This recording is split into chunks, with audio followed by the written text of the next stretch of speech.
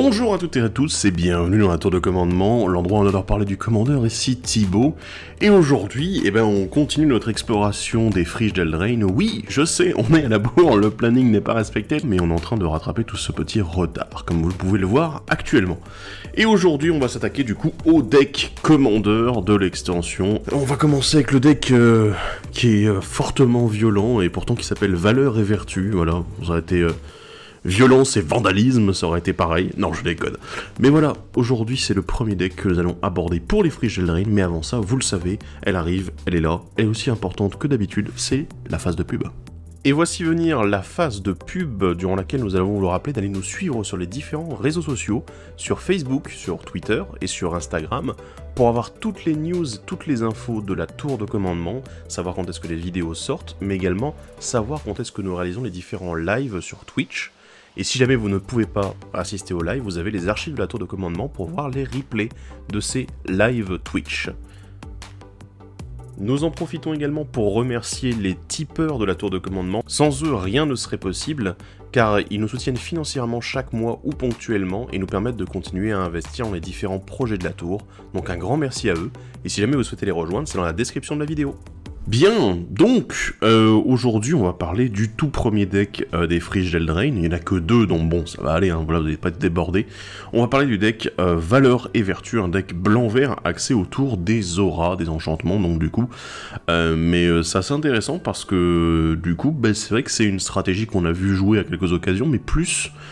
Aura équipement, le Voltron en général, vous le savez, on a eu des decks qui tournaient autour de ça, spécifiquement Aura, c'est quand même...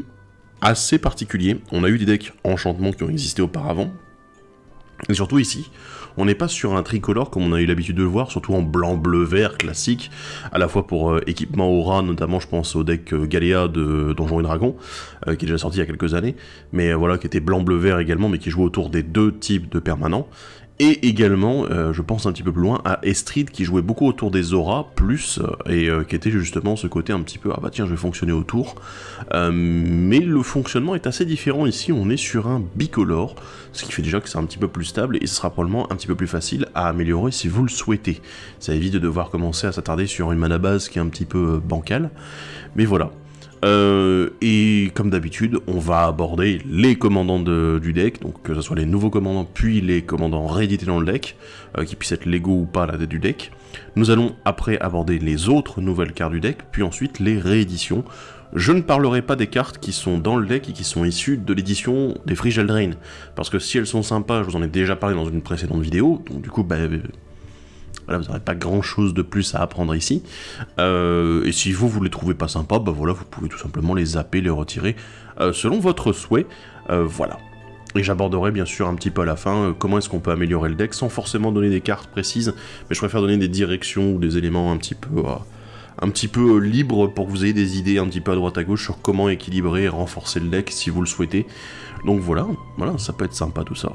Mais on va commencer directement avec... l'analyse du deck, et notamment avec l'analyse du commandant principal. Vous êtes prêts? On est parti avec Eliver de la Course Sauvage, une créature légendaire humain et chevalier qui coûte 4, dont un blanc et un vert. C'est une 4-4, voilà, tout simplement. À chaque fois qu'elle arrive sur le champ de bataille ou qu'elle attaque, vous créez un jeton de rôle vertueux attaché à une autre créature ciblée que vous contrôlez. Si vous contrôlez un autre rôle sur la créature que vous avez choisi, eh bien, mettez-le au cimetière. La créature enchantée gagne +1/+1 pour chaque enchantement que vous contrôlez. C'est donc ce que donne le vertueux. À chaque fois qu'une créature enchantée que vous contrôlez inflige blessure de combat à un joueur, piochez une carte. Ok. Alors du coup, dans l'extension des friches d'Eldraine, on a ce système de rôles qui sont en fait des jetons d'enchantement aura incolore, avec un sous-type de rôle en plus, qui du coup ne peuvent être qu'au nombre de un seul, contrôlé par la même personne sur la même créature. Donc du coup, vous pouvez pas les cumuler sur la même créature. Alors ici, on pourrait commencer à croire, attends, ouais, ça va être un deck rôle avec que des cartes autour des rôles, comme dans Eldraine, t'es là. Non, en fait, c'est pas le cas. c'est vraiment les enchantements en général, et le rôle vertueux qui n'apparaît que dans l'extension Commander, vous le saurez, elle n'est pas dans l'extension de base des friches d'Eldraine, donc du coup c'est le 7ème rôle qui existe, et bien, 7ème, 6ème, j'ai oublié, ça y est, j'ai un petit doute, ah, au secours, voilà, vous me redirez dans les commentaires, vous me corrigerez au besoin, mais en gros, il est très intéressant pour en effet ce système avec, je veux cumuler beaucoup d'aura, donc du coup avoir une aura qui renforce, qui fait un petit peu je vais pas dire un tout ce qui brille, parce que tout ce qui brille compte également les enchantements et l'enchantement et artefacts en général, mais vous avez compris un petit peu l'idée, c'est ce renfort en fait qui est assez intéressant. Et la seule contrainte qui est un peu chiante et que j'ai vue, parce que évidemment on est en retard, mais du coup j'ai déjà pu voir le deck en face de moi, je l'ai pas joué tel quel, mais je l'ai vu souvent jouer, tel quel, voilà, sorti de la boîte, et honnêtement, voilà, on fera le bilan à la fin, je vous en reparlerai, mais il y a une petite chose, c'est que le rôle vertueux ne peut être mis que sur une autre créature. Et du coup, c'est un peu dérangeant quand vous n'avez pas d'autres créatures. Donc du coup, ça veut dire également qu'avec avec ce commandant, avec Eliver, on est obligé d'avoir préparé le terrain en ayant une autre créature qui va du coup encaisser ce rôle vertueux.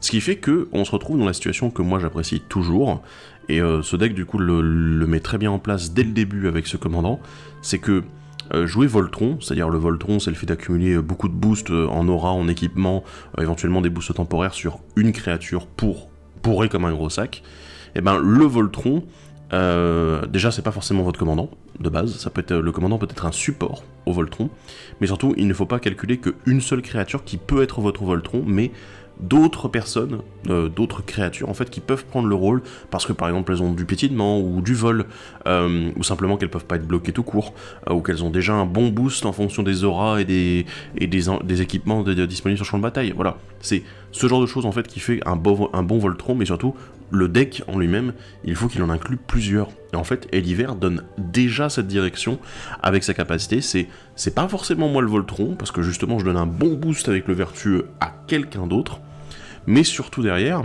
et ben en fait, vous pouvez vous dire, bah ouais, ça sera une autre créature, mais du coup je peux en avoir plusieurs dans le deck qui seront tout à fait adaptés pour recevoir ce rôle vertueux, en fait, à la place de mon commandant qui ne peut pas l'avoir lui. Et ce qui est génial en plus, alors ça c'est encore dans une autre direction, du coup voilà, on voyage là, actuellement, et l'hiver propose également de faire piocher à chaque fois qu'une créature enchantée que vous contrôlez inflige bien ce combat à un joueur. Donc t'es là, ouais mais alors du coup si j'en ai plusieurs qui sont enchantés, c'est un avantage. Là où généralement le Voltron se retrouve beaucoup à tout mettre sur une seule créature, là non, on nous parle du fait d'avoir plusieurs créatures enchantées, parce que plus on en a qui attaquent, et plus du coup on va pouvoir piocher les cartes. Ce qui est intéressant. Après évidemment si on commence à trop disperser nos auras entre plusieurs créatures, on va avoir un petit problème. Je vais pas vous mentir là-dessus, je pense que avoir par exemple 3 créatures enchantées c'est bien, au-delà ça commence à être un petit peu compliqué parce que du coup ça va peut-être diminuer le punch qu'elles peuvent avoir grâce au boost donné par les auras. Donc faites attention à pas trop vouloir répartir pour dire « Attends, je vais piocher dans tous les sens avec mon commandant !» Vous pouvez évidemment le faire si vous le souhaitez, mais peut-être que le deck va pas être adapté là-dessus pour le faire. Et peut-être surtout que derrière vous allez perdre beaucoup en efficacité et que la pioche ça va peut-être être un peu léger comme bonus, là où vous perdez en force brute. Alors la pioche est toujours bien évidemment, mais si ça va à l'encontre de votre plan de jeu d'essayer de piocher plus, ça risque d'être un petit peu compliqué.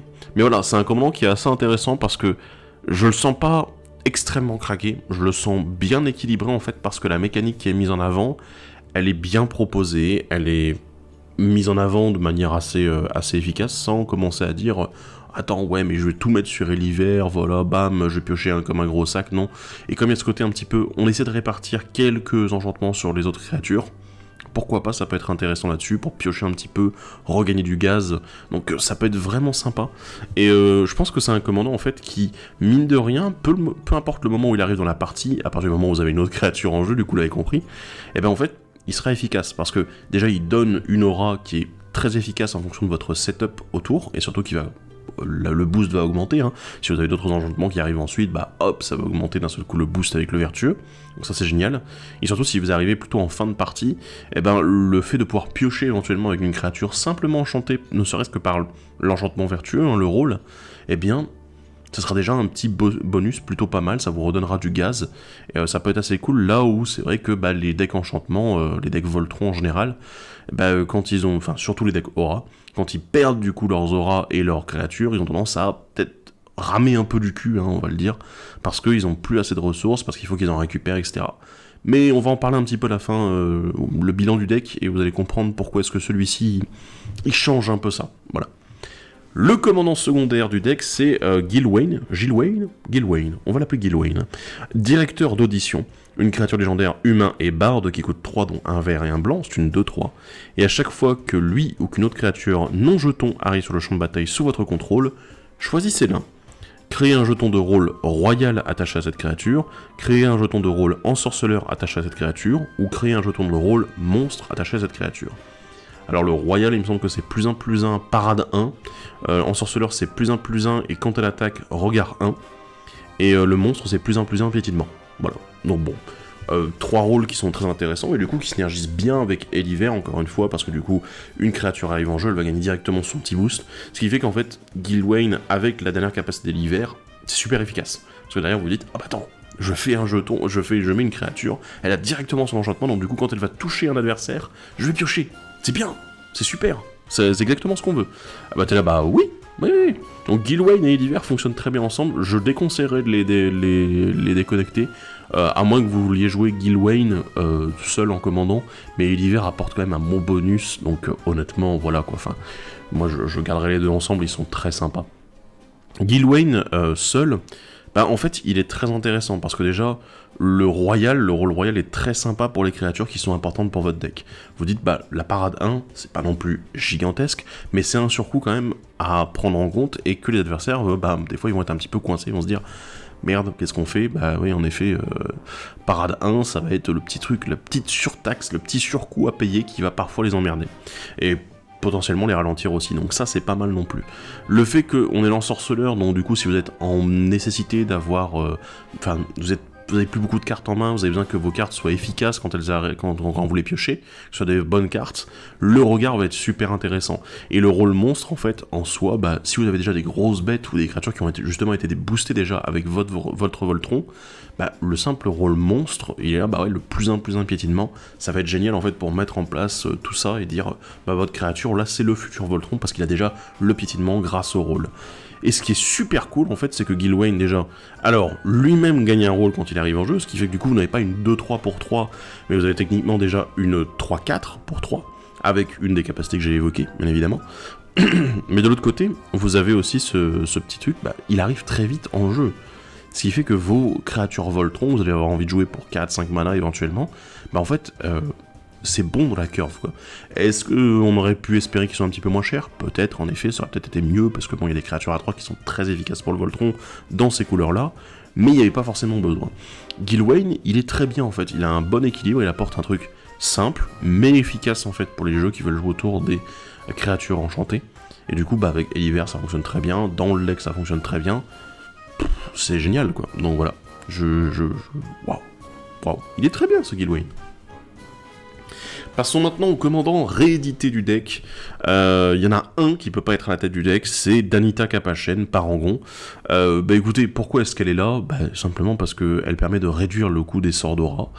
Et en plus, c'est un Voltron parfait. Je veux dire, Danita Capachène, en plus d'être un réducteur de coût, c'est quand même une créature qui a 3 capacités mots-clés qui sont super intéressantes. C'est exactement ce qu'on veut voir justement quand on a une grosse patate. En plus, voilà, on a un attaquant bloqueur qui a un bon bonus, qui permet de regagner des points de vie, et là, c'est exactement ce qu'on veut, Danita Capachène, ça fait partie de ces cartes qui, dans les jeux Voltron, spécialisés aura, équipement, enfin, ou les deux, voilà, qui sont juste géniaux. Et moi je suis très content de l'avoir réédité ici, même si c'est pas une carte qui vaut beaucoup, c'est une carte qui est tout à fait à sa place en fait, et ça aurait été l'un des ajouts automatiques si jamais elle n'avait pas été dans le deck, voilà. Donc très bon choix là-dessus, et bonne carte à jouer. Ensuite, nous avons 2 commandants qui, eux, sont jouables dans la tête du deck. On a Shalai, la voix de l'abondance. Oui, alors... comment dire, Shalai, en fait, c'est un petit peu bizarre. Je vais vous expliquer pourquoi. Alors vous allez me dire, ouais, c'est super bien et tout, ça protège beaucoup de choses. Là, oui, je suis d'accord, je suis complètement d'accord. Le truc, c'est qu'en fait, Shalai, c'est typiquement le genre de carte qui a tendance à prendre vite, très vite, le focus même.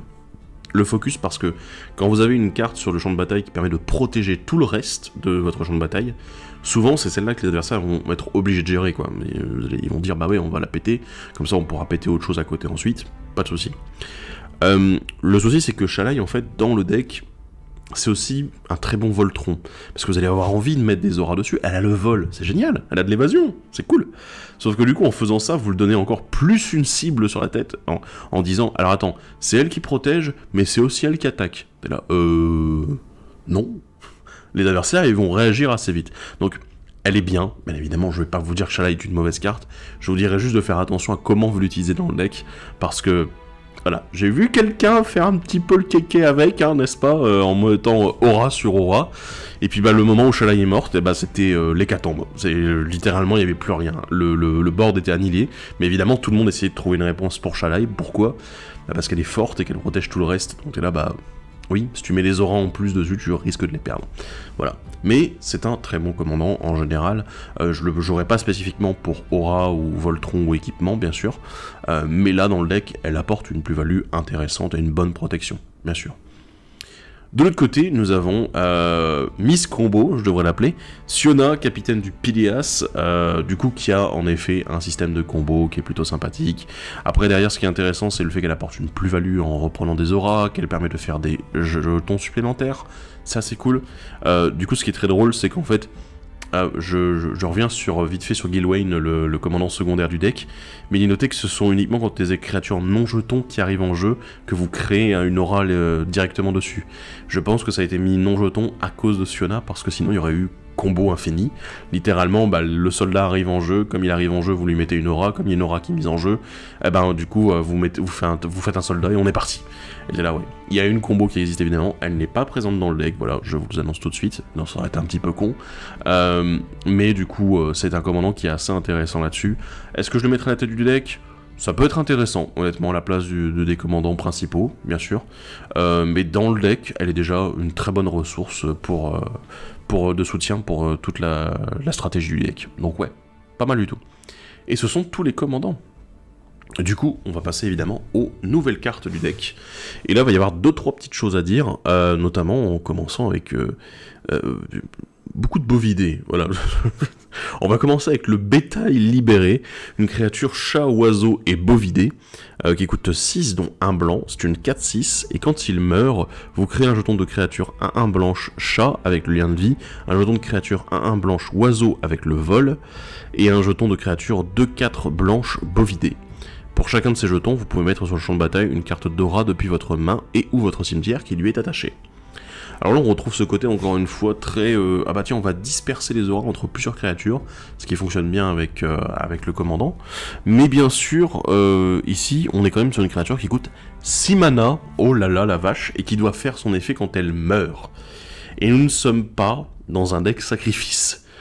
Donc voilà, même s'il y a une synergie avec Eliver, derrière il n'y a pas de sacrifice en mode oh bah tiens ma 4-6 je vais la sacrifier pour pouvoir faire mes jetons et puis récupérer mes auras. Non, c'est pas vraiment l'objectif du deck. Après c'est un très bon bloqueur bien évidemment, là-dessus c'est plutôt sympa, mais je me dis que dans le deck ici, je comprends pourquoi est-ce qu'il y est, mais je ne sais pas si on peut le jouer réellement efficacement. Personnellement j'ai jamais vu en game, souvent parce que les adversaires étaient là, j'ai pas envie de dépenser 6 de mana juste dans une 4-6 qui fait un effet uniquement à sa mort. Voilà, donc c'est un peu le genre de carte où j'ai un petit doute sur son utilité dans le deck. Par contre, dans d'autres decks, ça peut peut-être être intéressant, d'autant plus que bon, on a quand même dans les jetons qui sont faits un 1-1 oiseau, donc on peut se dire, ouais attends, on peut peut-être s'amuser à faire en sorte de booster l'oiseau en question pour commencer à bourriner un peu en vol, ça peut être sympa. En tout cas, voilà, le bétail libéré, c'est une carte qui me laisse un petit peu dubitatif, voire même beaucoup. Voilà, si vous avez vu les utilités, alors probablement en dehors du deck ça peut être un peu plus utile, mais dans le deck si vous avez trouvé ça vraiment utile, écoutez, ben, parlez-en dans les commentaires, c'est là pour ça. Et on continue avec le Bouvier, une créature humain et paysan, sur un bovidé, qui coûte 4 dont 1 blanc, c'est une 4-4 vigilance, et elle ne peut pas être bloquée par les bovidés, parce qu'elle monte un bovidé, voilà. Et à chaque fois que le Bouvier arrive sur le champ de bataille, ou attaque, un adversaire ciblé crée un jeton de créature 2-4 blanches bovidées, et vous piochez une carte. Ok. C'est une carte de grouping, on dirait un petit peu. C'est un peu, vas-y, je te file un truc. Ça ressemble beaucoup... alors, comment il s'appelait encore Gormuldrak, le truc qui faisait des salamandres, et que t'avais la protection contre les salamandres tant que lui était là. T'es là, oui, mais il y a un problème, c'est que ici, on n'a pas la protection contre les bovidés, on a juste le bouvier qui peut pas être bloqué par les bovidés. Donc, ouais, pourquoi pas. Après, ça fait piocher les cartes. Mais bon, c'est quand même des 2-4 les bovidés, donc ils vont bloquer beaucoup de choses. À voir. L'avantage en fait du bouvier, c'est que il fait plutôt un bon Voltron, un Voltron correct. La vigilance ajoute quelque chose d'intéressant, mais ouais, je suis pas sûr du tout de l'efficacité du truc, parce que ouais, les bovins, oui, je sais pas si j'ai envie d'en filer aux autres. Autant filer une 1-1 ou une 2-2, d'accord. Mais là une 2-4, ça fait un peu beaucoup quoi. Je sais pas vous, ce que vous en pensez. Mais la contrepartie me semble un peu énorme pour les adversaires. Voilà, débat dans les commentaires. On enchaîne avec la bénédiction des passereaux, un enchantement d'aura qui enchante une créature qui coûte 4 dont 1 blanc. À chaque fois que la créature enchantée attaque, révélez les cartes du dessus de votre bibliothèque jusqu'à ce que vous révéliez une carte d'aura. Vous pouvez mettre cette carte sur le champ de bataille. Si vous ne le faites pas, mettez-la dans votre main. Mettez le reste au-dessous de votre bibliothèque dans un ordre aléatoire. Ok. What? J'ai vu cette carte en jeu plusieurs fois et je sais pas si c'est la carte la plus forte du deck. Honnêtement, je me tâte encore un petit peu, mais honnêtement, elle fait partie des très grosses cartes du deck. Voilà, je vous le dis tout de suite, parce que il n'y a pas de restriction en soi. Alors en plus, il y a aussi autre chose. Alors vous avez vu, il dit que vous pouvez mettre cette carte sur le champ de bataille, mais il précise pas attacher une créature. C'est normal, parce que quand une aura arrive en jeu et qu'elle n'a pas été lancée, donc du coup quand elle est lancée, on désigne une cible au moment du lancement, eh bien, en fait, quand elle va arriver en jeu, vous allez choisir un permanent légal, donc voilà, ici ce sera une créature, pour la bénédiction des passereaux, auquel vous allez attacher l'enchantement. Sauf que, du coup, vous le choisissez, vous ne le ciblez pas. Ça passe au-delà de la défense talismanique et du linceul. C'est très amusant. Je vais pas vous mentir, c'est très très drôle. Donc du coup, vous passez au-dessus de certaines restrictions qui sont très stupides. Voilà. Mais honnêtement, derrière, la bénédiction des passereaux, il n'y a pas vraiment de défaut. Vous allez révéler des cartes, ok, d'accord, c'est entre guillemets aléatoire, vous savez très bien qu'il y a toujours du contrôle de bibliothèque qui existe dans Magic, on peut s'amuser un petit peu avec ça. Et il y a aussi autre chose, c'est que si jamais vous n'aimez pas la carte, que vous voulez pas la mettre tout de suite, parce que vous dites, ouais mais la créature elle me plaît pas pour mettre dessus, ou j'ai pas envie de mettre mes œufs dans le même panier, t'es là, bon, ok d'accord, mais vous pouvez la mettre en main ensuite si vous la mettez pas en jeu, t'es là, enfin d'accord, enfin, en fait il y a zéro défaut. Si ça avait été, ah oui, si vous ne la mettez pas sur le champ de bataille, remélangez-la en dessous de la bibliothèque dans un ordre aléatoire, t'es là, ouais bon, c'est perdu, c'est dommage, mais là non, il n'y a pas de défaut. Ça cheat les coups, donc bon. Je sais pas, vous voyez un défaut à la carte? Ah, elle coûte 4 mana. Bah oui, mais en même temps, vous avez vu l'effet. Surtout que c'est au moment où la créature attaque et non pas au moment où elle touche. Ce qui fait sa puissance en fait, puisque du coup vous pouvez vous retrouver avec une 2-2 qui avait ça dessus, et puis d'un seul coup qui gagne plus 5, allez hop, let's go. Et c'est une 7-7 maintenant. T'es là, ok, d'accord, bon bah... C'était sympa, hein. C'était sympa en effet, ouais. C'est très très fort comme carte. On parle de la dernière carte blanche, du coup, nouvelle du deck, c'est la tâche inachevée. Un rituel, cette fois-ci, qui coûte 5, dont 2 blancs. Renvoyez une carte de créature ciblée sur le champ de bataille depuis votre cimetière, puis renvoyez, attachez à elle, jusqu'à 2 cartes d'aura et ou d'équipement ciblées sur le champ de bataille depuis votre cimetière. Et évidemment, si les auras ne pouvaient pas enchanter cette créature, elle reste dans votre cimetière, voilà. Ce qui est très intéressant, en fait, c'est le fait qu'il y a également la mention des équipements. Alors, il n'y en a pas dans le deck, il semble pas, mais l'avantage c'est qu'on a ce côté, ah, si jamais vous voulez la jouer dans un autre deck, vous pouvez l'envisager dans un deck aura équipement, voilà le deck Voltron, et ça marchera aussi. C'est là, oui, c'est exactement ce qu'on veut, merci Wizard, c'est très très bien. Là-dessus, honnêtement, on est en train de parler d'une réanimation qui réanime en plus 2 autres cartes à côté. Ouais, pour 5 mana, c'est pas mal, hein. Je vous rappelle que le blanc, généralement, à 4 mana, il ranime une créature, en général, hein, n'importe laquelle. 5, il peut en ranimer une avec un petit bonus. Mais là, quand même, c'est un petit peu fort. Hein. Donc bon, si vous jouez un deck aura, si vous jouez un deck équipement et que vous jouez blanc, je veux dire, la tâche inachevée, pour moi, c'est un must-have. Vous avez envie de l'avoir. Vous avez envie d'avoir une carte qui, pour 5 mana, va vous redonner littéralement les bonus que vous aurez perdus. Il n'y a pas de défaut dessus, encore une fois. On est sur une excellente carte qui rentre en plus dans les decks de 2 archétypes différents qui peuvent se combiner ensemble. C'est génial, c'est génial. Donc là-dessus, profitez-en, c'est une très bonne carte du deck. On continue avec une nouvelle aura. Un héritage de géant qui coûte 5 dont un vert, qui enchante une créature bien évidemment. La créature enchantée gagne +5/+5. Et à chaque fois que cette créature attaque, crée un jeton monstre et rôle attaché à jusqu'à une créature attaquante ciblée. Quand l'héritage de géant est mis dans un cimetière depuis le champ de bataille, renvoyez-le dans la main de son propriétaire. C'est rancœur boosté aux hormones en fait. L'héritage de géant, il est très con. Il est très con parce que le boost est quand même très conséquent. +5/+5 pour 5 mana en aura, d'accord. Mais en plus, on a un boost au moment... Enfin, on a une capacité déclenchée au moment de l'attaque qui peut se faire sur la créature elle-même. Donc du coup, on peut passer à un +6/+6 piétinement. Mais également sur une autre créature attaquante. Donc ça peut être très intéressant d'un seul coup. Ah bah tiens, j'avais cette créature-là qui est grosse, mais qui n'a pas d'évasion. Ah bah tiens, maintenant elle en a aussi. Ouh. Et le côté récursif avec la carte qui revient dans votre main, ben, je veux dire, on a déjà vu les auras qui reviennent toutes seules dans la main quand elles sont mises au cimetière. Ce sont les meilleures, ce sont des auras qui sont souvent utilisées, qui sont souvent jouées, celles qui peuvent revenir du cimetière directement en jeu aussi. Ce sont des auras très intéressantes, donc du coup l'héritage de géant, bah, il se place dans cette lignée-là. Le seul inconvénient, et encore vraiment là, c'est parce que je cherche, c'est le coup de mana, et encore, parce que vous êtes là, on parle d'une aura qui revient, on parle d'une aura qui booste la créature, mais qui peut en booster une autre en plus avec une autre aura qui est créée, et qu'à chaque fois que vous attaquez, vous allez créer un boost supplémentaire, t'es là. Ouh, c'est quand même très fort là-dessus. Donc, elle est très bien, mais du coup, derrière, il faut le mana. On n'est pas en train de jouer avec des petites auras. Ici, c'est une plus grosse, plus importante, et du coup, qui peut vous intéresser un petit peu plus pour peut-être finir, taper un peu plus fort aussi. Donc, ça peut être intéressant. On a une nouvelle créature, l'Orpho-Biblo, une créature Orph, bien évidemment, qui coûte X et un vert, c'est une 1-1 qui arrive avec X marqueurs +1/+1 sur elle, et quand elle arrive sur le champ de bataille, révélez les X cartes du dessus de votre bibliothèque, parmi elles, vous pouvez mettre sur le champ de bataille n'importe quel nombre de cartes d'aura, avec une valeur de mana inférieure ou égale à X. Mettez ensuite toutes les cartes révélées de cette manière, qui n'ont pas été mises sur le champ de bataille, au-dessous de votre bibliothèque, dans un ordre aléatoire.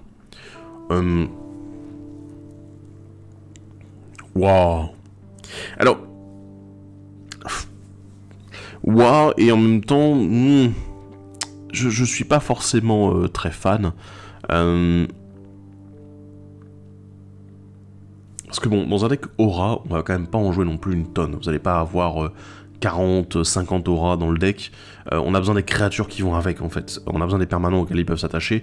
Donc du coup, on limite un petit peu, on sélectionne vraiment les meilleurs. On essaie de faire en sorte de piocher suffisamment pour pouvoir les avoir assez rapidement.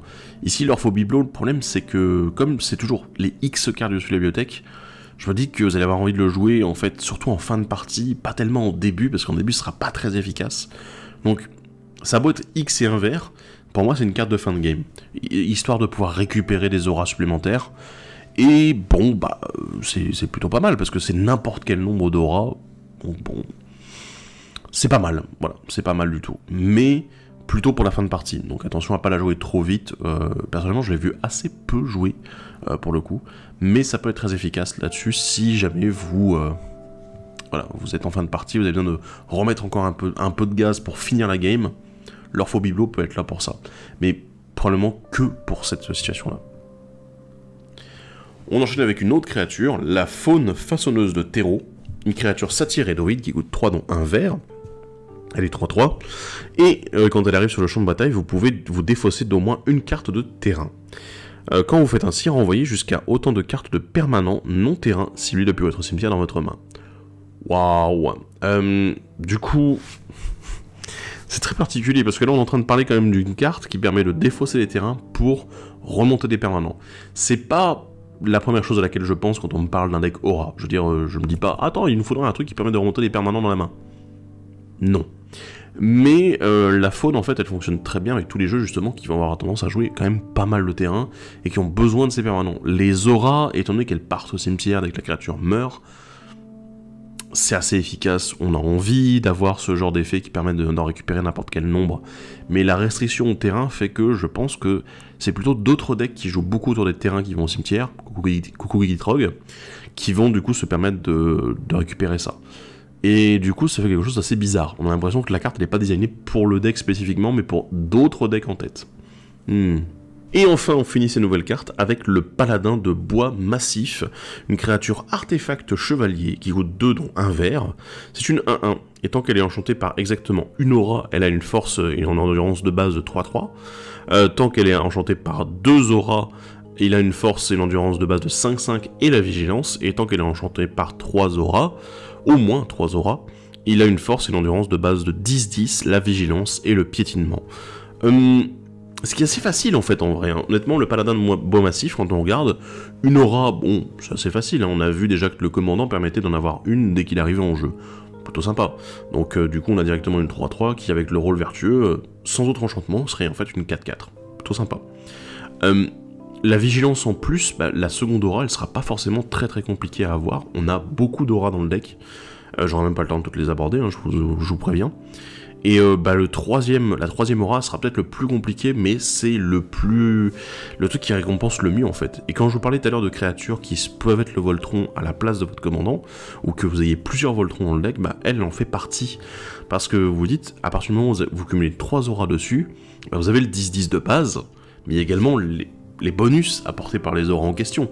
Je veux dire, si on prend le 5-5 de tout à l'heure, 1 ou 2 plus 1 plus 1, t'es là, oui, tout de suite, on est face à une 17-17, vigilance piétinement, les adversaires vont vraiment galérer là-dessus. Ou alors il faut qu'ils la détruisent très vite.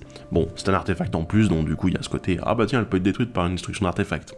Oui, voilà, c'est un peu fait exprès aussi, je pense que c'est une faiblesse qui a été rajoutée exprès pour faire en sorte qu'elle soit pas non plus archi pétée.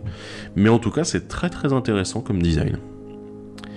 Et maintenant, on va parler un petit peu des rééditions. Alors, je vous avoue que j'ai un peu galéré pour ces rééditions. Non pas parce qu'il n'y a pas de bonnes cartes, mais en fait parce qu'il y en a trop. Je vais commencer par les grosses auras. Je vais parler vraiment des trucs colossaux dans le deck. Let's go, on va parler de Destinée Angélique, de Diadème du Point du Jour et de l'Ombre d'Ours. Vous avez bien entendu, les 3 sont dans le deck, attention. J'ai rien à dire, je veux dire, si vous connaissez les decks Aura en général, ce sont des grosses cartes des decks Aura. La Destinée Angélique étant probablement l'une des plus grosses auras existantes en fait au niveau de Magic en blanc. Il y a tout, il y a des capacités mots-clés super intéressantes, le boost, le fait qu'elle se renvoie dans la main dès qu'elle est mise au ciel, dès que la créature enchantée meurt. T'es là, enfin c'est absurde en fait. Destinée Angélique, ça fait partie de ces grosses auras, ces gros enchantements que vous avez envie de jouer quand vous jouez Voltron en fait avec du blanc. Voilà, donc j'ai rien à dire. Le Diadème du Point du Jour, c'est aussi un très bon boost, un très bon ajout en fait, surtout dans un deck qui contient pas mal d'aura et qui est vraiment axé au tour, avec le petit jeton rôle en plus fourni par le commandant, ça peut être très sympa. Et c'est super efficace parce que les 3 mots-clés, le boost offert, sont énormes. Voilà, c'est vraiment énorme. La seule contrepartie, c'est le fait qu'il y ait une autre aura déjà attachée à la créature. Donc voilà, comme ça, vous pouvez attacher le diadème, mettez là. Mais le problème, c'est que son coup de mana est tellement ridicule que ça fonctionne super bien, quoi. Donc, et bon, vu que vous avez l'autre aura à côté qui donne probablement un autre boost, ça s'enchaîne et en fait, ça fait que le diadème, c'est juste une énorme cerise sur le gâteau. Et c'est super. L'ombre d'ours... Ce deck est hallucinant. L'ombre d'ours, c'est juste génial parce que vous allez pouvoir jouer les auras du coup avant votre phase de combat pour préparer un petit peu au combat et savoir que vous aurez en plus du mana après coup avec l'ombre d'ours. Vous allez récupérer du coup tous vos terrains pour pouvoir lancer d'autres sorts pour préparer le tour suivant. C'est super. Je veux dire, il n'y a rien, il n'y a pas de défaut, l'armure totémique dessus, enfin là. Ça, encore une fois, dans les decks verts qui jouent aura, ça fait partie des grosses auras qu'on veut avoir dans ces decks-là. Donc... Voilà. Je ne sais pas quoi dire. Au secours, Wizard, qu'avez-vous fait? Et le pire, c'est que ça ne s'arrête pas là. Je vous ai sélectionné notamment des auras qui fonctionnent avec justement le fait que vous ayez beaucoup d'autres enchantements ou auras. Il y en a 3 que j'ai sélectionnés. Il y en a d'autres dans le deck. Voilà, soyons honnêtes, hein, voilà, je vais le dire tout de suite. Il y en a d'autres. Mais celles-ci, ce sont les 3 meilleures, entre guillemets, hein, selon vos critères. Malheureusement, il y en a une qui est pas là. Bon, vous comprendrez. L'armure éthérée, l'édolon des batailles innombrables et le masque ancestral. Oui, j'ai mis l'édolon, parce que l'édolon, n'oubliez pas qu'il y a le coup de grâce qui permet de le jouer en tant qu'aura. Et ce qui fait également que derrière, quand éventuellement la créature à laquelle il est enchanté meurt, eh bien vous allez pouvoir récupérer directement l'édolon, qui est un très bon Voltron, puisque il a son boost de base sur lui, donc c'est plutôt sympa. Ces 3 cartes en fait qui sont vraiment très bonnes. L'armure éthérée en fait elle est très efficace juste pour 1 mana, c'est super. J'ai vu beaucoup de personnes qui en Voltron ont tendance un peu à la regarder un peu de haut en se disant ouais mais il y a d'autres trucs qui sont meilleurs, t'es là. Oui, il y a d'autres cartes qui sont meilleures, on pense évidemment à tout ce qui brille, voilà, vous le saurez, il n'est pas dans le deck. Mais bien sûr, de l'autre côté, Armure éthérée donne une capacité en plus, et si vous êtes plus orienté autour des enchantements, c'est exactement ce que vous voulez en fait. Et pour le coup de mana, c'est ridicule. C'est un boost qui est absurde en fait là-dessus. Les dolons du coup, la même chose, et masque ancestral, ce qui est vraiment con, c'est que ce n'est pas un +1 +1, mais un +2 pour tous les enchantements en fait, sur le champ de bataille. C'est-à-dire également ceux des adversaires. C'est là où il est vraiment con, et c'est là en fait où il a gagné sa place dans les decks Voltron en fait, durant ces dernières années, quand les gens ont vu « Ah, attends, les gens ils jouent de plus en plus d'enchantements, tiens, chez les adversaires. » Ça tombe bien. Et moi aussi j'en joue. On va parler des cartes qui aiment réduire les coûts au niveau des enchantements. On va parler du mystique du champ d'étoiles, du naturaliste de Jukai, et voilà, c'est pas vraiment exactement la même, mais la tisseuse du sanctuaire. Alors, je n'ai pas mis tous les réducteurs de coûts, parce qu'il y en a encore un autre que je n'ai pas mis dans la liste, parce que sinon j'aurais pas fini, je n'aurais pas eu le deck en entier. Mystique du champ d'étoiles, ce que j'aime beaucoup en fait, c'est le fait qu'il y ait un autre effet à côté qui se marie très bien en fait avec le fait que vous jouiez aura et que les adversaires vont vouloir gérer les créatures enchantées. Ce qui fait que derrière, hop, il va se booster et en fait, il devient potentiellement un autre Voltron lui-même en se boostant au fur et à mesure que peut-être d'autres créatures meurent, les auras quittent le champ de bataille et lui il est là, il fait pourquoi pas. Moi je vais bientôt pouvoir en mettre 1 ou 2 sur moi pour réussir à me booster, et puis vous défoncer la gueule, quoi. Le naturaliste de Jukai, il est très bien, évidemment, donc il est super à sa place. Et la tisseuse du sanctuaire, j'avoue que j'étais sur le cul en la voyant rééditer, j'étais là, attends, ils ont réédité tisseuse du sanctuaire dans un deck Commander. On parle d'une des cartes de Modern Horizon 2 qui était extrêmement forte, et qui fonctionne très bien dans son archétype, c'est juste absurde, et dans le deck, elle est excellente. Je veux dire, on est sur un deck bicolore, donc du coup c'est très bien pour la tisseuse, c'est exactement ce qu'elle veut. C'est elle-même un enchantement, donc du coup ce qui synergise pas mal avec d'autres effets qu'on a vus avant et qu'on va voir après.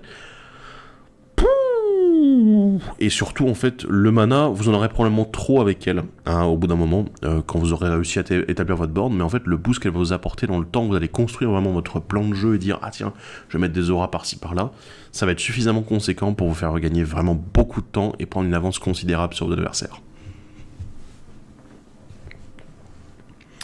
Parlons un petit peu de pioche. Oui, on va parler de pioche, mais pas que de pioche. Alors, j'ai pas tout mis, parce qu'il y en a vraiment pas mal. J'ai mis la danseuse esprit corps, la rêverie du sage et la championne sététienne, donc des créatures et une nouvelle aura encore une fois, dont je vais vous parler bien évidemment. Alors, ce que j'aime beaucoup, c'est que la danseuse esprit corps, c'est à la fois un vol trop potentiel, puisque vous avez vu, +2/+2 chaque fois qu'il y a une aura qui lui est attachée, et bon, elle permet de piocher quand on lance des sorts d'aura, donc du coup ici, comme on est très aura centré, c'est parfait, c'est exactement ce qu'on veut, c'est génial là-dessus. Mais vraiment, ne la négligez pas parce que c'est vraiment un Voltron très puissant. Le +2/+2 pour chaque aura qui lui est attaché, ça peut aller très vite. Vous attachez 2-3 auras, d'un seul coup vous vous retrouvez avec une 8-8 en face et vous comprenez pas ce qui se passe, quoi. T'es là, wow, c'est assez absurde. Et la carte est pas chère du tout pour son effet. Donc avec la pioche en plus derrière, c'est génial. Dans un autre style, on a la championne sététienne. Alors elle, je l'aime beaucoup parce que elle a la constellation, il y a l'autre carte, il y a les Dolons des Fleurs également qui est dans le deck, voilà j'en parle pas mais c'est la même chose. Hein.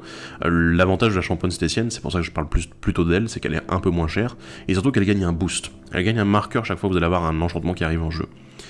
et du coup la pioche, enfin voilà, vous avez compris l'idée. Ce qui est génial, c'est que la championne cététienne aussi se booste au fur et à mesure, mais elle, contrairement à la danseuse esprit corps, on n'a pas besoin de la cibler elle, en fait, pour qu'elle gagne son boost. Donc ça c'est bien, parce que du coup derrière vous pouvez enchanter d'autres créatures et la booster elle derrière, donc au point où elle va devenir une menace, et peut-être que vous pouvez mettre une petite aura à un moment sur elle, juste pour lui donner une petite capacité d'évasion, un petit vol, un petit pétillement, pourquoi pas. Pas besoin de plus, parce que derrière en fait, rien que le fait que vous jouiez votre jeu, ça va la renforcer à chaque fois. Donc ça c'est génial, et aussi, c'est la constellation, c'est au moment où les enchantements arrivent en jeu. Je vous en ai pas encore parlé, mais il y a quelque chose de très grave dans ce deck, et on va en parler un peu après, mais ça a son importance, le fait que ce soit à l'arrivée en jeu et pas au cast. On va en discuter. La rêverie du sage, alors ça fait partie de ces cartes, je pense qu'ils se sont vraiment faites oublier à l'époque où elles sont sorties, en mode « ouais mais non, les jeux aura, c'est pas efficace, tout ça ». Il me semble que ça date de Destin Reforgé, donc du coup la seconde édition du bloc Tarkir. Autant vous dire qu'à cette époque-là, les jeux aura, tout le monde s'en battait les couilles, hein, on va le dire comme ça. Mais voilà, vous avez compris l'idée. Mais vraiment, on était très loin de s'intéresser à ça. Mais par contre, ici, ce qui est assez stupide, c'est la pioche. Parce que voilà, elle fait piocher au moment de l'arrivée en jeu pour le nombre d'auras attachées à des créatures. Là, pardon. Et surtout derrière, elle donne un boost à la créature enchantée en fonction du nombre d'auras que vous contrôlez qui sont attachées à une créature. T'es là. Aïe aïe aïe aïe aïe aïe aïe aïe aïe. C'est très efficace, honnêtement. Je la joue dans d'autres decks, dans mon Killian, notamment Voltron. C'est très très très très fort. Ça peut vraiment renverser une game parce qu'en plus, vous regagnez des cartes, vous gagnez un boost sur votre créature, c'est genre... C'est le snowball en fait. Vous avez déjà accumulé quelques petits trucs sur votre créature, pas de problème, mais là d'un seul coup, bam, on rajoute un boost supplémentaire, on récupère des auras, de la pioche dans tous les sens, c'était là.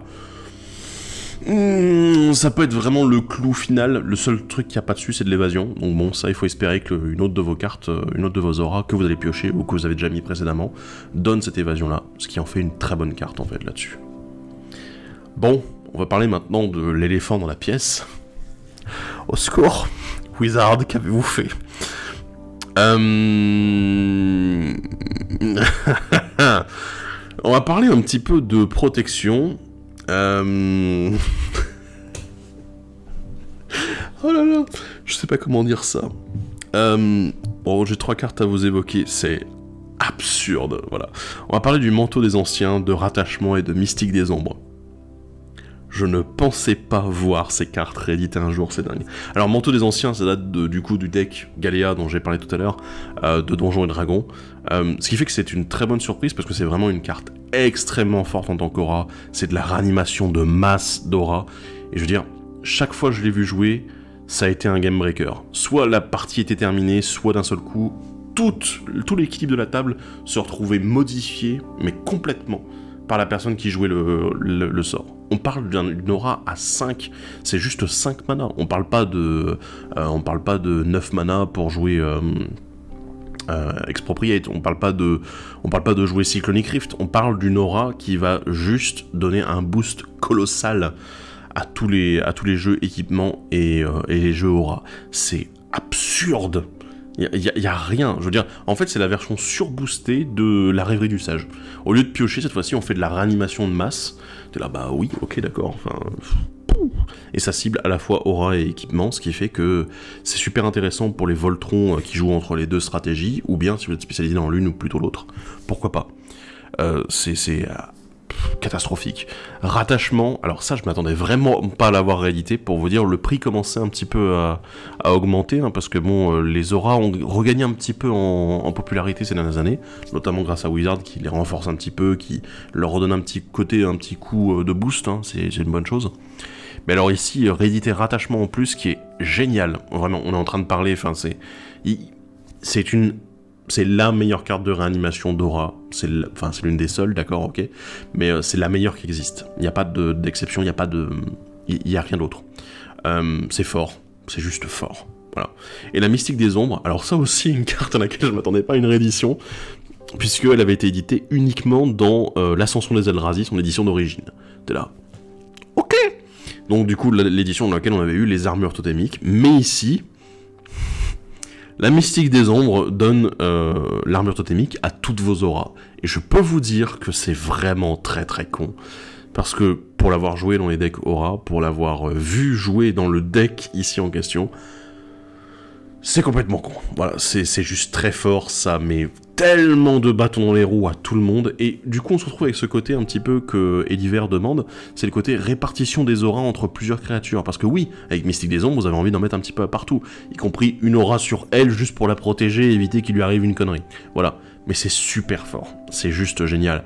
La seule chose qui reste derrière, c'est le sacrifice, ou bien le -X, l'exil, c'est les seuls... Alors bon, ça reste quand même pas mal, hein, il reste quand même des solutions, mais c'est vrai que toutes les destructions de masse et les destructions individuelles, t'es là, ou les blessures, bah ça marche pas. Et là, bah oui, super. Donc bon, c'est compliqué, quoi. Nous allons parler ensuite de destruction et de réanimation encore. Nous allons parler de Vent de Rage, donc un rituel plutôt intéressant, hein, voilà, si vous connaissez un petit peu les jeux aura, les jeux justement où on a tendance à enchanter nos créatures, eh bien Vent de Rage est très bien là-dessus. Il y a également dans le deck, j'ai pas osé en parler parce qu'en fait je trouve que la carte est pas forcément à sa place ici, il y a également Commandement d'austérité, mais... je suis pas un grand fan dans ce deck parce que, encore une fois, vous allez pas vouloir choisir les enchantements. Donc voilà. Vous allez vouloir choisir éventuellement les artefacts, mais bon, il y en a quand même quelques-uns qui sont utiles dans le deck, hein, vous n'aurez pas forcément envie de perdre. Mais ensuite, il y a les créatures. Et les créatures dans le deck, ici, il y a un peu de tout, en fait, en termes de coups de mana. On a des créatures qui sont un peu fortes, on a des créatures qui sont un peu faibles, on a beaucoup de créatures quand même relativement faibles en coups de mana. Ça, je vous l'accorde. Mais du coup, ça fait que derrière, bah, en fait, les choix, ils sont plus ou moins déjà faits, de base. Et du coup, je trouve que le Commandement d'austérité n'est pas forcément à sa place. Mais bon, Vent de Rage, par contre, lui, est évidemment très bien. Voilà, donc on en profite. Et en parlant de réanimation, réédition du Mégaron de la générosité d'Héliode. Et ça, je suis super content. Parce que, bah, mine de rien, depuis Modern Master 1, bah, c'est vrai que c'était une carte qui était quand même assez demandée pour les jeux qui jouent autour des enchantements, des auras, du Voltron, enfin bon. Et c'est très bien, c'est une très bonne carte, donc ça fait plaisir de l'avoir réédité dans un deck préconstruit. Donc ouais, cool. C'est l'heure du bilan. Ce deck est absurde, voilà. J'ai pris ce deck dans la tronche plusieurs fois, je ne l'ai pas joué moi-même, mais je l'ai vu jouer plusieurs fois contre moi, contre d'autres joueurs. Le deck préconstruit tel que vous le voyez là, alors bon, si vous voulez aller voir la liste complète, allez voir la liste complète, parce qu'il y a d'autres cartes qui sont moins bien évidemment, voilà. Mais le deck tel que vous le voyez là, en fait, je l'ai vu tenir sérieusement tête à des decks de niveau 7, voilà. Pour ceux qui ne savent pas ce que c'est l'échelle de niveau, allez regarder les vidéos de la chaîne, il y en a une qui explique ça très bien, enfin j'espère. Mais derrière, en fait, on se retrouve avec ce côté où le deck, il est très stable. La seule chose qui lui manque, en fait, c'est du tuteur. Dire vas-y, je vais aller chercher directement une aura, un enchantement, ou une créature éventuellement. C'est la seule chose qui manque, mais c'est normal, on est dans un deck préconstruit. C'est normal là-dessus.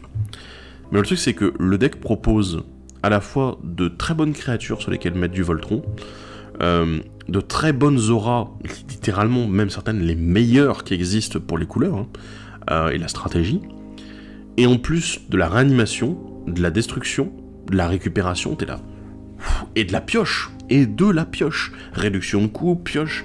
En fait, honnêtement, je pense que si j'avais dû designer un deck préconstruit aura, et en me disant, ouais, attends, je vais éviter de mettre les merdes, j'aurais quasiment designé le deck tel qu'il est là. Voilà, je vous avoue, si vous m'aviez demandé en live, allez, vas-y, fais-nous un petit deck, pas trop cher non plus, mais avec des bons trucs dedans, j'aurais probablement designé ça, et encore, il y a probablement des cartes que j'aurais pas osé mettre. Voilà. Donc voilà, comme je vous ai dit, Manteau des Anciens, Rattachement, c'est des cartes auxquelles je m'attendais absolument pas, et elles sont là. En fait, ce qui fait que du coup, le deck est ultra résilient, il tient la route tout le temps, et quand t'as l'impression de le mettre au sol, bah le deck en fait il se relève derrière. Il fait ah non mais vas-y, j'ai les moyens de récupérer des auras, j'ai les moyens de récupérer ceci, cela, j'ai d'autres auras qui arrivent, j'ai les rôles en plus pour ajouter des auras supplémentaires sans avoir à me casser les couilles, à me casser la tête, pardon, plutôt. T'es là, bah oui, le deck il tourne, et il tourne très bien. Et honnêtement, je sais pas si on peut dire que le deck est niveau 7 de base. Parce que bon, on a de la gestion évidemment à côté, hein. Derrière on a quand même des cartes qui permettent de gérer un petit peu le board, mais c'est un petit peu restreint, c'est beaucoup du proactif, on a tendance à vouloir jouer avec nos propres cartes pendant notre tour, dire ok vas-y je vais taper comme un gros sauvage un petit peu, mais là-dessus en fait le deck, il contient à peu près tout, et encore il y a plein de cartes dont je vous ai pas parlé qui sont bien, vraiment bien, juste pour le deck. On a d'autres réducteurs de coups, on a d'autres éléments qui permettent de piocher, on a des cartes qui empêchent d'être contrecarrées aussi, hein, voilà, hop, petite référence pour ceux qui l'auront. On a d'autres cartes qui ont la constellation qui sont très intéressantes. T'es là, ouais, quand même, là c'est un peu la violence, plus les cartes de Eldraine qui ont été rajoutées, qui sont très sympas, hein. Donc bon, t'es là, ouais. Des cartes de gestion, il y en a quelques-unes, il y a des cartes de renfort, de pioche supplémentaires, il y a encore des effets d'enchantresse, de protection, c'est hallucinant. Je suis en train de regarder la liste complète en fait, mais c'est vraiment hallucinant. La seule chose qui manque, c'est vraiment en effet les destructions de masse, tout ça, il n'y en a pas beaucoup. Voilà, je vous ai parlé des deux avec Vendrage et Commandement d'Austérité, et les gestions individuelles sont quand même assez limitées. Mais honnêtement, en fait, il n'y a pas besoin.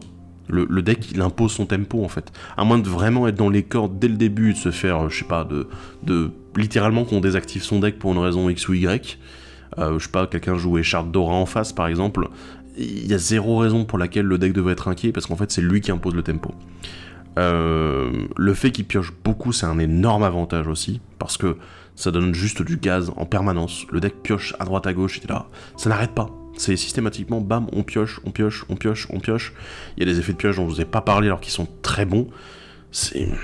Le deck est absurde en soi, voilà. Je vous le dis, si vous voyez le deck préconstruire arriver à une table, prenez-le au sérieux, voilà. Parce que vraiment, c'est un deck qui va avoir tendance à vous mettre dans les cordes très rapidement, voilà. Mais c'est tout ce que j'avais à dire, je veux dire, je peux pas en rajouter, je fais l'apologie, l'éloge du deck là, mais oui, complètement. Ce deck est fort, le valeur et vertu, pardon, est très très très intéressant là-dessus. Donc écoutez, si vous ne l'avez pas joué, si vous n'avez pas vu jouer, écoutez, profitez-en, essayez de mettre la main dessus si vous aimez bien les auras, hein, parce que honnêtement, ça vaut le coup. Et surtout si vous avez des rééditions qui vous intéressent dedans, profitez-en, parce que là, on a vraiment quasiment le maxi best-of de ce qui se fait, donc allez-y. Et honnêtement, moi j'étais convaincu, en le prenant dans la tronche, j'avais un petit doute parce que je voyais que les gens s'intéressaient plus au deck fait. Et c'était toujours, ah ouais, le deck fait, le deck fait, le deck fait. Et puis les gens, quand ils ont vu comment tourner le deck valeur et vertu, d'un seul coup, ça a été, oh putain, on va prendre celui-là, on va prendre celui-là. Ok, voilà. Donc bon. Voilà, tirez-en les conclusions qu'il faut, mais moi j'ai été convaincu en le prenant dans la tronche aussi. Donc bon. Voilà.